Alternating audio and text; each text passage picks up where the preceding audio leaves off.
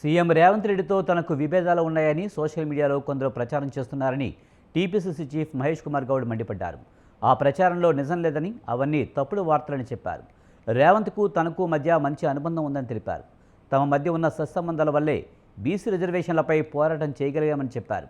BJP నేతలు బండి సంజయ్, ధర్మపురి అరవింద్, ఈటెల రాజేందర్ల మౌనం బీసీలకు అన్యాయం చేస్తుందని అన్నారు. 42% బీసీ రిజర్వేషన్లకు కాంగ్రెస్ పార్టీ కట్టుబడి ఉందని స్పష్టం చేశారు. బీసీ సామాజిక వర్గానికి చెందిన వ్యక్తి తెలంగాణ ముఖ్యమంత్రి కావడం ఖాయమని జోస్యం చెప్పారు.